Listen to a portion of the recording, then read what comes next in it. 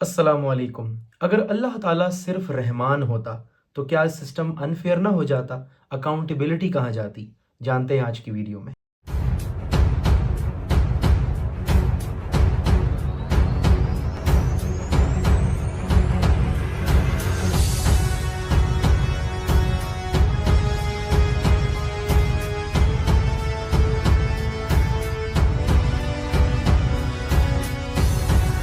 आज हमारी वीडियो का टॉपिक है मालिक यौमिद्दीन। ये बड़ी ही इम्पोर्टेंट आयत है।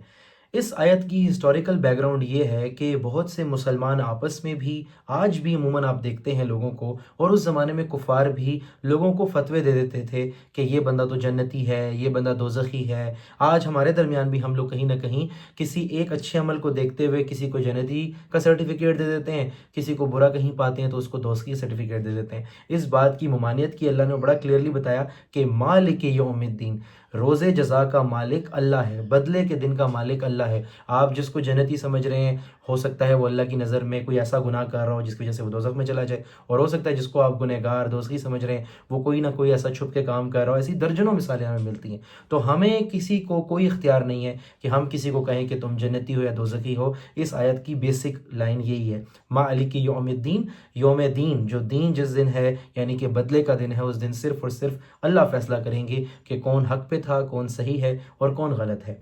आगे बढ़ते हैं, इसका फिलोसॉफिकल एस्पेक्ट देखते हैं, साइकोलॉजिकल एस्पेक्ट देखते हैं और नेचुरल साइंसेस से देखते हैं। तो अगर हम फिलोसफी की बात करें तो एक कॉन्सेप्ट आप सर्च कीजिएगा, मॉरल अकाउंटेबिलिटी जस्टिस फ्रेमवर्क। इंसान के अंदर ये एक अर्ज है कि एक सिस्टम होना चाहिए, वरना जालिम जो है वो तो जुल्म करता जाएगा, मजलूम जुल्म सहता रहेगा, तो फिर फ़र्क क्या हुआ दोनों में? दोनों को कोई फ़ायदा नहीं मिलेगा। तो इंसान की एक डिमांड है कि एक वक्त ज़रूर ऐसा आए, ये दुनिया में हर बंदे को तो इंसाफ नहीं मिल पाएगा, कहीं हुकूमतें ही जुल्म कर जाती हैं, कहीं बादशाह हुक्मरान ऐसे होते हैं जालिम, लेकिन एक ऐसा सिस्टम मौजूद है जहां पर आखिरकार आखिरत पे ईमान ये है कि मुकम्मल सिस्टम जस्टिस मिलेगा। आगे अगर हम बड़े साइकोलॉजिकल एस्पेक्ट में देखें तो डिलेड ग्रेटिफिकेशन का कॉन्सेप्ट है। अगर इस दुनिया में ही इस दुनिया का रिवॉर्ड मिल जाता तो एक वक्त आने पर इंसान मेहनत करना छोड़ देता। जैसे हम क्लास 5 में हों और हम एग्जाम्स दे दें तो फिर हम दोबारा तो वो किताबें नहीं पढ़ते, हम 6 की तैयारी करते हैं। इसी तरह डिलेड ग्रेटिफिकेशन का मतलब ये है कि इस दुनिया में इस दुनिया का रिवॉर्ड ही नहीं है, इस दुनिया दुनियावी चीज़ों का है, लेकिन मुकम्मल रिवॉर्ड आपको मिलेगा ही क़यामत के दिन।